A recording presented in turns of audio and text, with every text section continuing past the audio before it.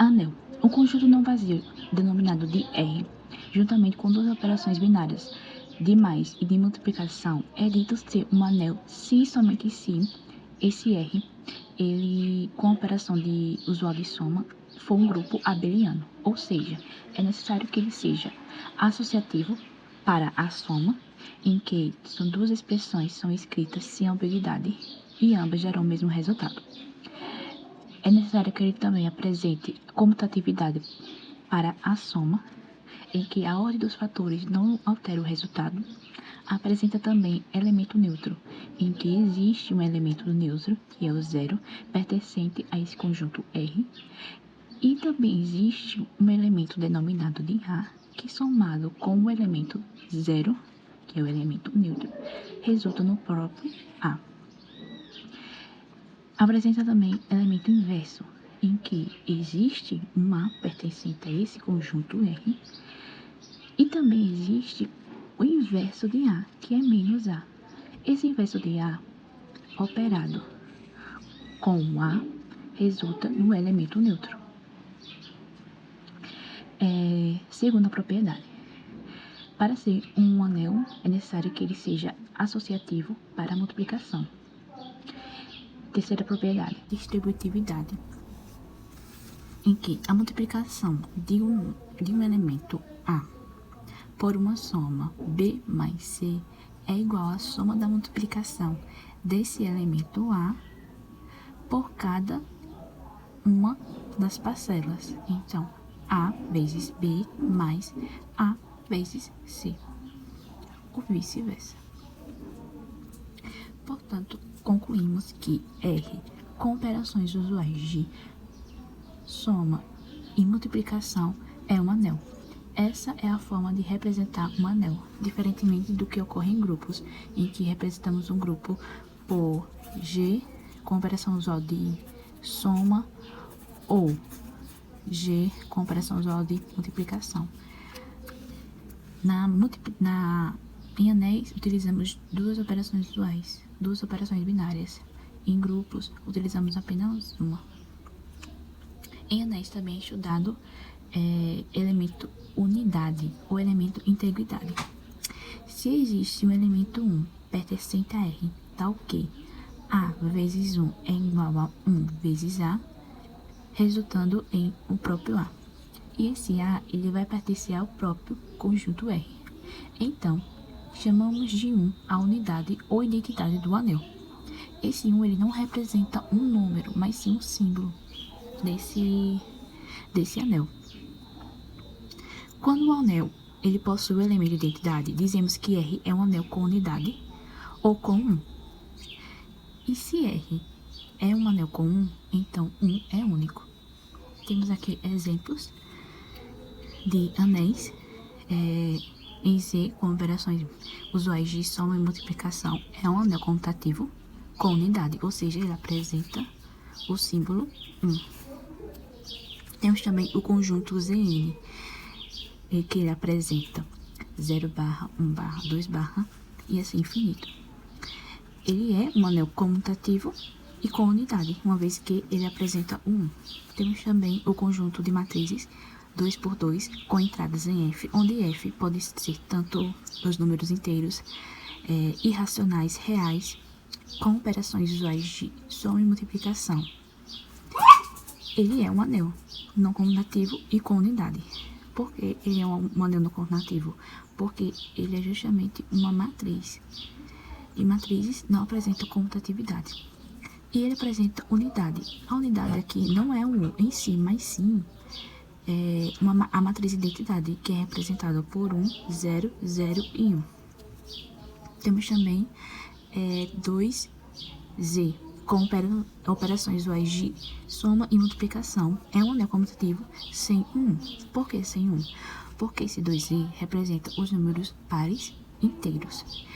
Pares inteiros. Então, o 1, por ser um número ímpar, ele não pertence a esse grupo. Portanto, ele não tem não tem a unidade, que é 1. Ele é apenas comutativo. O estudo sobre anéis também é estudado sobre subanéis e ideais. Um subconjunto não vazio S de um anel R é dito ser um subanel de R se, com as operações induzidas pelas operações de R, S é um anel. Um subconjunto em que S é diferente de zero de um anel R é um subanel de R se e somente se para as seguintes afirmações. Então, subanel é um subgrupo não vazio que pertence a um anel R. Então, S está contido em R. E esse subconjunto ele tem que ser diferente de zero e obedecer às seguintes propriedades. Primeira propriedade é a soma de dois elementos A e B, os quais pertencem a esse subconjunto, como também a multiplicação desses elementos A e B, que também pertencem a esse subconjunto S. Seja R um anel e I diferente de zero, um subconjunto de R. Temos aqui a representação R sendo o anel, o todo, e o I, um subconjunto que pertence a esse anel. O I, ele apresenta elementos A, B, e o R, ele apresenta o elemento R. Esse subconjunto I, ele só vai ser um ideal de R se somente se ele apresentar as seguintes propriedades.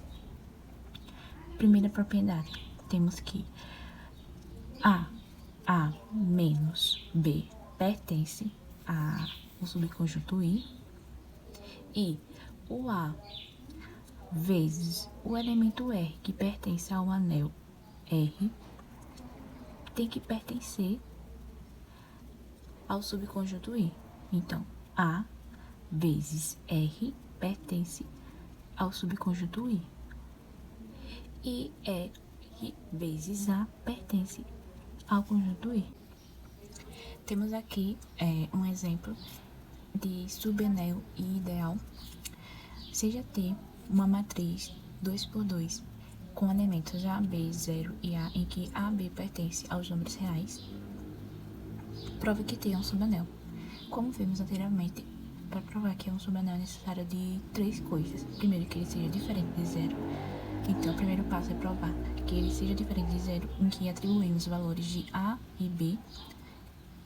Nesse caso, foi atribuído o zero, e assim foi provado que essa matriz, ela pertence a esse subanel. Segundo passo, provar a segunda propriedade, que é A mais B pertence a T. Então, vamos criar outra matriz com elementos C e D e somar a matriz A com a matriz B. E provar, sim, que a soma dessas duas matrizes, ela vai pertencer a esse subanel.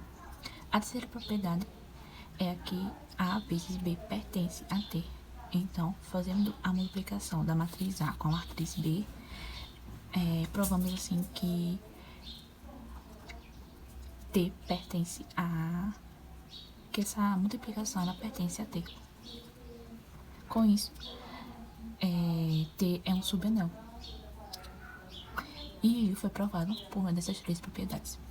Agora, mostre que I, com propriedade com matriz, apresentando elementos de 0, B, 0 e 0, em que B pertence aos números reais, é um ideal de T. O primeiro passo para provar que é um ideal é a primeira propriedade, em que A menos B pertence a esse subconjunto I, que é um ideal de R.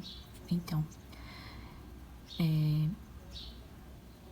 fazendo a subtração de uma matriz A com outra matriz B, provamos que essa subtração ela pertence a esse ideal, pertence a pertence a esse subconjunto I e, portanto, é um ideal de T. Utilizando agora a segunda propriedade, que é A vezes R pertence ao subconjunto I, ou R vezes A pertence ao subconjunto I, provamos que esse subconjunto I realmente é um ideal de T.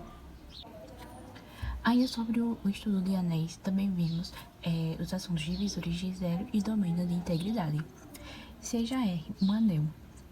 Um elemento A pertence a R e esse A ele tem que ser diferente de zero, é chamado de divisor de zero. Se existir outro elemento chamado de B, esse elemento tem que ser também diferente de zero, em que a multiplicação de A vezes B resulta no zero. Exemplo, no Z8. O Z8 ele é composto do número 1 até o 7. Quando a gente faz a multiplicação de dois termos que pertencem a esse conjunto do 1 até o 7, como por exemplo 2 vezes 4, resulta no 8. Só que o 8 no Z8 ele é igual a zero. Portanto, provamos assim essa proposição em que vimos que 2 ele é diferente de zero, multiplicado por um elemento B, que é o 4, ele é diferente de zero, mas resultou em zero. Um anel é chamado de domínio de integridade se ele for comutativo, possui elemento de identidade 1, como vimos anteriormente, e ele não possui divisores de zero, ou seja, dois números multiplicados entre si resultam em zero, em que ambos números são diferentes de zero. O anel ZM é um domínio de integridade se somente se M for um número primo. Vimos anteriormente, no exemplo de 8, que 8 não é um número primo, por isso ele é um divisor de zero. Diferentemente do que ocorre no domínio dos divisores de zero, em que A e B eles são diferentes de zero, no domínio de integridade, A e B eles vão ser igual a zero, resultando assim em zero. Aqui temos um exemplo dessa diferença de domínio de integridade e divisores de zero. Em uma matriz 2 por 2, em relação aos números inteiros, consideramos os elementos x de matriz 0, 2, 0, 0 e matriz y igual a 0, 3, 0, 0. X e y não são matrizes nulas. Mas, se a gente fizer a multiplicação destas duas matrizes, x vezes y, vai resultar em uma matriz nula, 0, 0, 0, 0. Logo, x e y são divisores de zero. E A não é um anel de integridade.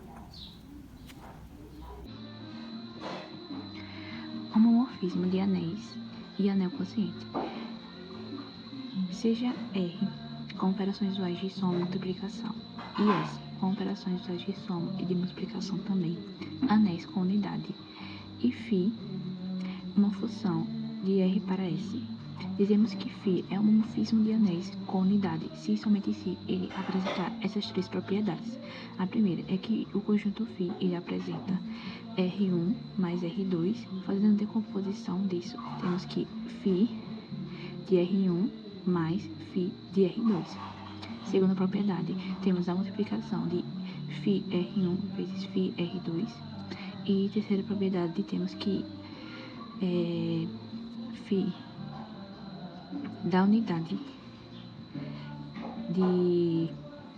do anel R é igual à unidade do anel S.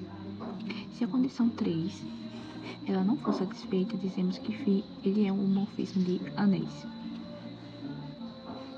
Além disso, em homomorfismo também é estudado o núcleo e a imagem. O núcleo ele consiste em um conjunto de todos os elementos de A, cuja imagem pelo F é igual a zero do anel B. Aqui está a representação do núcleo, que é NUC de φ, é congruente a x pertencente a R1, em que φ de x é igual a zero. Isso representa um ideal de R. Temos também a imagem de φ, que é representada por IM de φ é igual a f de x, em que x ele vai pertencer a R1. Seja R um anel e um ideal, o anel quociente desse anel ele é representado por R sobre 1 e é definido por A mais 1, em que A pertence a R. Com as operações de soma e multiplicação, em que na soma temos A mais B mais o ideal e A vezes B mais o ideal. Portanto, se eu tenho uma soma representada por 2 mais I mais 3 mais I, fazendo a soma de 2 mais 3, 2 mais 3 mais, e só restando apenas o I. Essa é a forma de representar um anel quociente. Ou 2 mais o I vezes 3 mais o I. Fazendo a multiplicação de 3 vezes 2, temos 3 vezes 2 mais o I.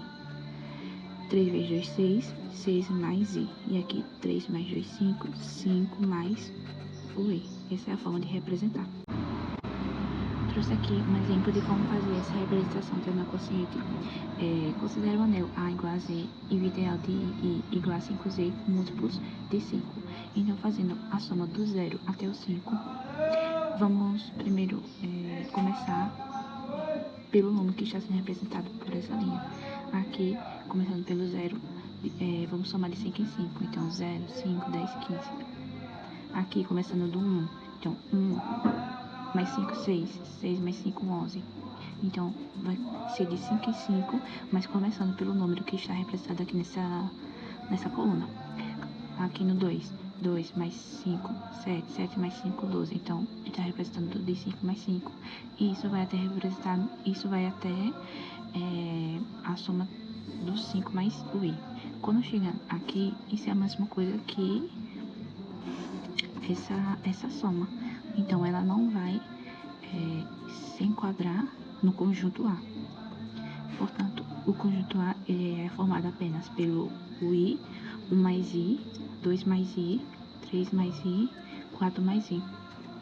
Para fazer a adição entre esses elementos que eu citei, é necessário fazer a tábua da adição, colocando esses elementos tanto na vertical como na horizontal e fazer a soma entre eles.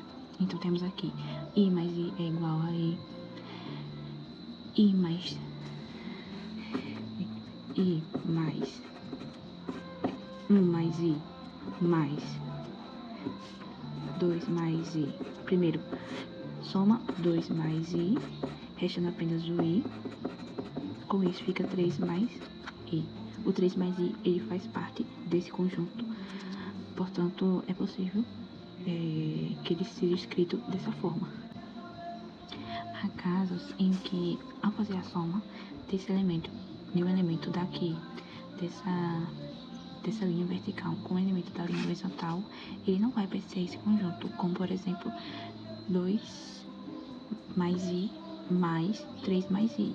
No caso, ficaria 5 mais I. Mas a gente descobriu que 5 mais I é igual a I, porque ele é igual a esse conjunto. E esse conjunto ele é determinado por I. Ele foi determinado por I. Então, por ele não pertencer a esse conjunto, 5 mais 1, ele vai ser denominado por I.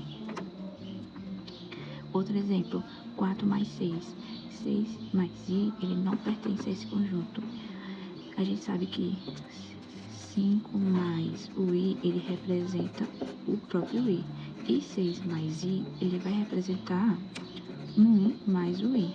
Se for 7 mais I, vai representar 2 mais I, e assim por diante. Para fazer a multiplicação desse conjunto, é realizado o mesmo processo da multiplicação, em que vamos atribuir esses elementos tanto na linha vertical como na linha horizontal e fazer a multiplicação entre cada um deles. E o processo serve para o mesmo da adição.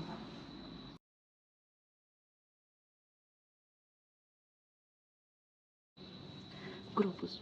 Uma operação sobre o conjunto G é uma aplicação em que cada par ordenado AB ele vai pertencer a uma multiplicação G por G. É associado a um elemento C pertencente a G. A ciência por trás da teoria dos grupos é tornar dois elementos de um conjunto, combinar eles de alguma maneira e retornar a um terceiro elemento do mesmo conjunto. Então, temos que a operação de A por B vai resultar em um elemento C. Seja G um conjunto não vazio, uma operação binária sobre G é uma função estrela que associa cada par ordenado AB, que pertence a G vezes G, a um elemento A estrela B pertencente a G.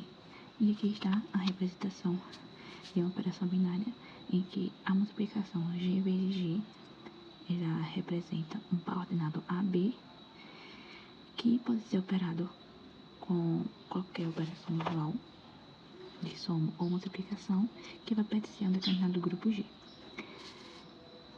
A operação entre os elementos A e B resulta no elemento C, como vimos anteriormente. Temos aqui um exemplo. Em Z, a multiplicação é uma operação sobre Z, pois é claro que a multiplicação de qualquer dois inteiros resulta em outro inteiro. Por exemplo, se a gente fizer a multiplicação de 2 vezes 4, vai resultar em 8, e 8 ele vai pertencer a números inteiros. Se fizer a soma de 7 mais 3, vai resultar em 10, e 10 ele vai pertencer a números inteiros. Para ser considerado um grupo, é necessário obedecer a algumas propriedades. A primeira está relacionada com a associatividade, em que temos o elemento A, que vai ser operado com um par ordenado BC, ou um par ordenado AB, que vai ser operado por um elemento C, para todo AB, C pertencente a um grupo G. Requer que a estrela seja uma operação associativa, isto é, a operação estrela nos permite operar mais de dois elementos, uma vez que qualquer associação entre os elementos fornece o mesmo resultado. Então, ambas as associações vão fornecer o mesmo resultado, por isso se chama associatividade. Segunda propriedade, existência do elemento neutro. Existe um elemento neutro que pertence a um determinado grupo chamado G, e esse elemento neutro operado como o elemento A, que também pertence ao grupo G, vai resultar no próprio A. Exemplo, nos inteiros. Os inteiros eles são representados pela soma.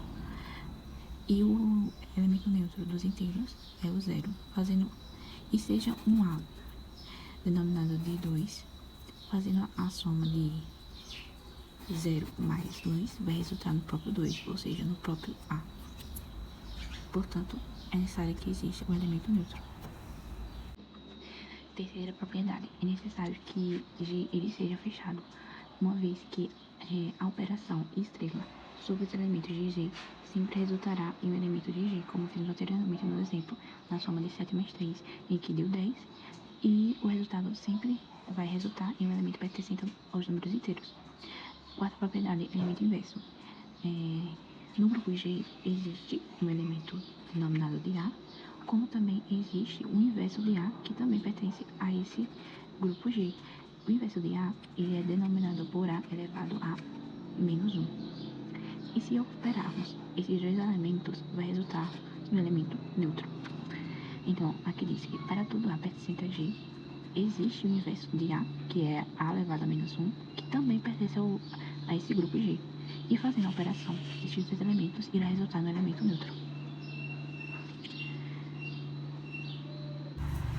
Tipos de notação para grupos. Se o grupo for aditivo, então a operação vai ser de soma, o elemento neutro vai ser o zero, e o elemento inverso de A vai ser menos A. Isso somente se for um grupo aditivo com operação usual de soma. Se caso for um grupo multiplicativo, então a operação é a multiplicação ou estrela. O elemento neutro ele vai ser o E ou o 1. O inverso de A vai ser A elevado a menos 1. Dizemos que um grupo G estrela é abeliano ou comutativo se somente se é uma operação comutativa, ou seja, A operado com B é a mesma coisa que B operado com A para todo A, B pertencente a um grupo G. Então, essa é a definição de um grupo comutativo ou abeliano. A ordem dos fatores não altera o resultado. Outro assunto que é estudado em grupos são classes residuais modo N. Definição. Seja A e M pertencente aos grupos inteiros, temos que M ele tem que ser maior que 1. O conjunto A barra ele apresenta um determinado x que pertence aos números inteiros, e esse x ele tem que ser congruente a modo n. A barra é um conjunto de todos os números inteiros que deixam o mesmo resto que há na divisão por m.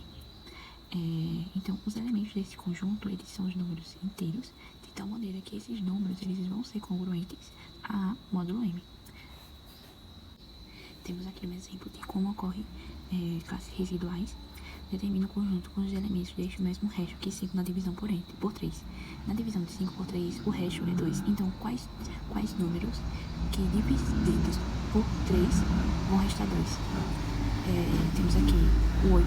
8 dividido por 3, restou 2. O 11. 11 dividido por 3, restou 2. 14. 14 dividido por 3, restou 2. E assim sucessivamente. Temos aqui um conjunto infinito, de infinitos números, que apresentam essa divisão de 5 por 3, que apresenta a mesma divisão de 5 por 3, o resto no caso, né? Então, temos aqui menos 4, menos 7, menos 1, 2, 5, 8, 11, 14. Então, 5 barra é representado por x, e pertence aos números inteiros, e esse x ele é congruente a 5 módulo 3. Essa é a forma de representar esse conjunto. Outro assunto também estudado em grupos é a tabela de Cayley. A tabela de Cayley ela é uma tabela que é utilizada apenas para grupos finitos com n elementos. Ela existe o elemento neutro dela, não há na tabela repetição de elementos, nem nas linhas nem nas colunas. As vantagens dessa tabela é encontrar o elemento inverso, o elemento neutro, como também determinar se aquele grupo ele é abeliano, observando a diagonal, se há simetria entre elas, entre a diagonal da esquerda e a diagonal da direita. Se houver simetria, então é um grupo abeliano ou comutativo.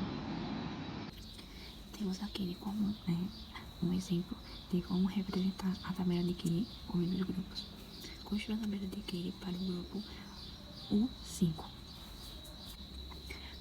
Bom, existe uma forma para saber quantos elementos de U5 não são divisores de 5. Então, primeiro, a gente pega a base, que é o 5. O expoente de 5 é 1. Então, vamos subtrair esse expoente por 5. Então, fica 5 menos 1, que é igual a 4. Portanto, existem 4 elementos de U5 que não são divisores dele. No caso, são 1, 2, 3 e 4. Fazendo a tabela de Cayley, colocando esse conjunto tanto na vertical como na horizontal, vamos fazer a multiplicação deles. Por que multiplicação? Porque o U ele representa a multiplicação.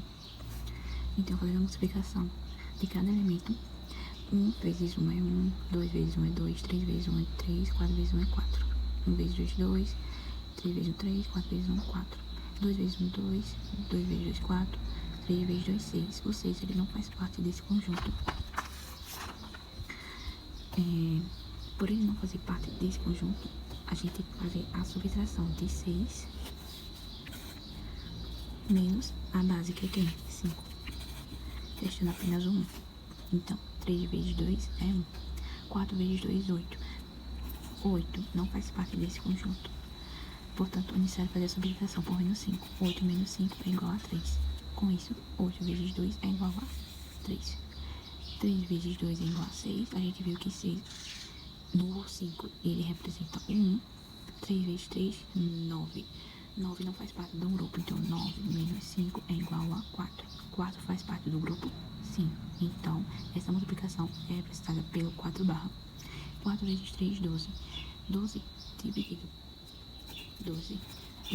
por 5 vai ter resto 2. Então, 4 vezes 3 é 12. E fazendo essa divisão pelo 5 vai restar um 2. Portanto, essa multiplicação de 4 vezes 3 é representada por 2 barra. E 4 vezes 3 é igual a 12. 12 representa 2. 4 vezes 2 é 8. 8 representa o 3. 4 vezes 4, 16. 16 dividido por 5 resta 1 na divisão. E assim, completa-se a tabela de Killing.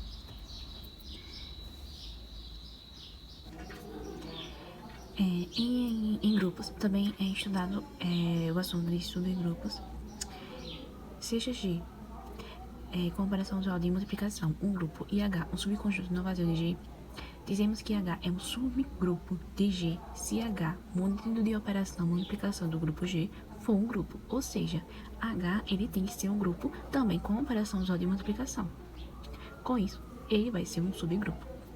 Como a operação de multiplicação já é associativa em G, logo ela já satisfaz a propriedade associativa para os elementos de H.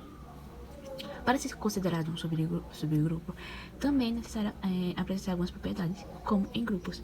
É necessário que H ele seja fechado pela operação de G, isto é, A vezes B tem que pertencer a H. É necessário que em H exista o elemento neutro e também que, se existir um elemento A, é necessário que exista o inverso de A. Então, são essas as três propriedades que complementam para ser um subgrupo. Temos aqui um exemplo de subgrupo em que H ele representa um subgrupo apresentando 0, 3, 6, 9, 12, em um grupo com determinada operação usual de soma, representando o Z15.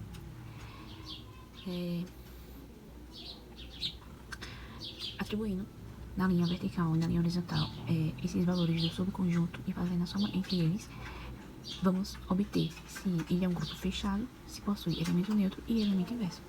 Fazendo a soma entre eles, temos 3 mais 3, 0 mais 0, 0, 3, 6 mais 0, 6, 9 mais 0, 9, 12 mais 0, 12, 3 mais 0, 3, 3 mais 3, 6, 6 mais 3, 9, 9 mais 3, 12, 12 mais 3, 15. O 15 ele não está pertencendo a esse grupo. Esse 15, o 15 ele vai representar o zero, porque se eu fizer 15 menos 15 é igual a 0. Portanto, 15 representa o zero. 6 mais 0, 6, 6 mais 3, 9, 6 mais 6, 12, 9 mais 6, 15. 15 representa o zero. 12 mais 6, 18. Se eu fizer a subtração de 18 menos 15, vai dar 3. Então, essa subtração é igual a 3. 9 mais 0, 9, 9 mais 3, 12. 6 mais 9, 15. 15 é igual a 0. 9 mais 9, 18. 18 é 3. E 9 mais 12 é 21. 21 menos 15 é 6. E assim por diante.